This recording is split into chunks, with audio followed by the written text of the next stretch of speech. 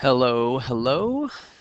This is Mr. Hennigan to help you out with your erosion simulator. Okay, so this is what we're going to do for this. We're going to right-click this link and then click here, and our link will pop open in a new tab and hopefully load.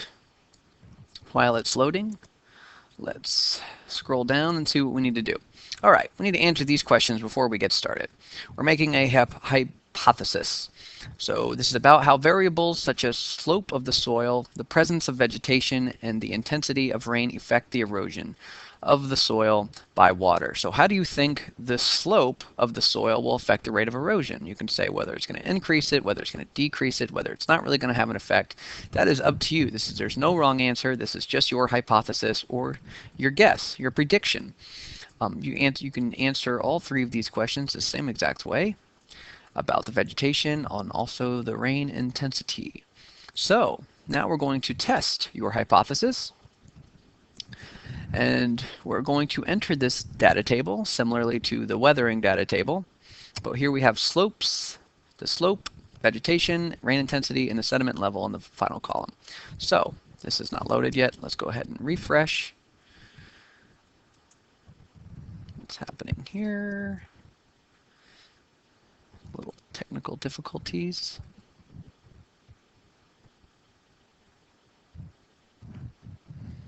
And nothing, nada. Okay, so we're going to pause and try to fix it.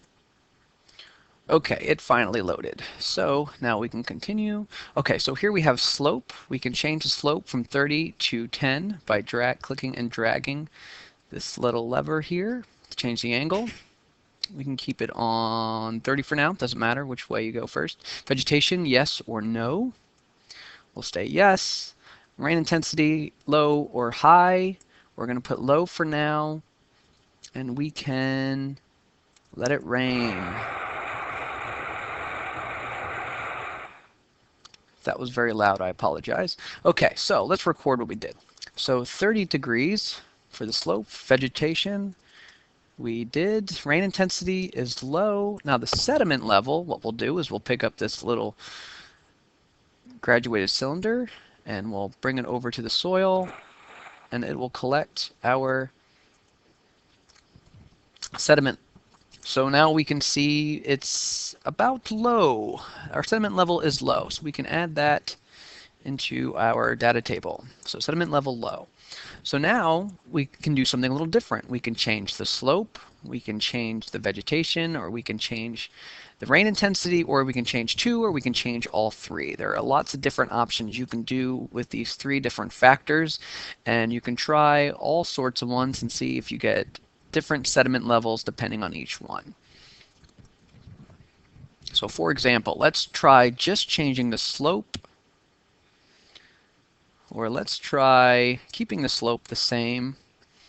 Let's put no vegetation and high rain intensity. Let's try that. So we said 30, we'll reset. Hello. Unclick.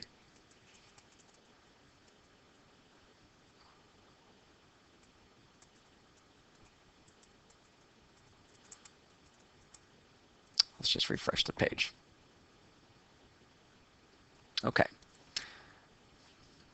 All right, we're going to keep the slope at 30. We're going to say vegetation no, and then rain intensity high. We're going to let it rain. Watch out for the noise.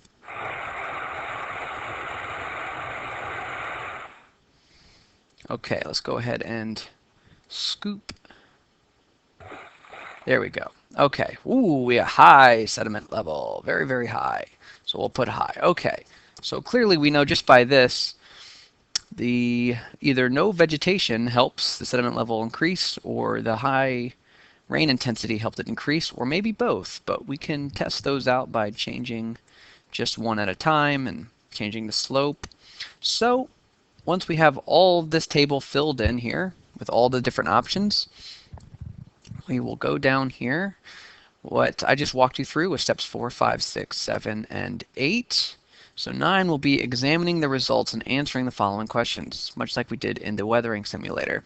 So, why did the results of your experiment support your hypothesis? Why or why not? So we can talk about were your predictions correct? Were they incorrect? And how were they right or how were they wrong? So we can talk about that there. We can draw conclusions. So how did the slope relate to the amount of water erosion? So we can say what the slope did.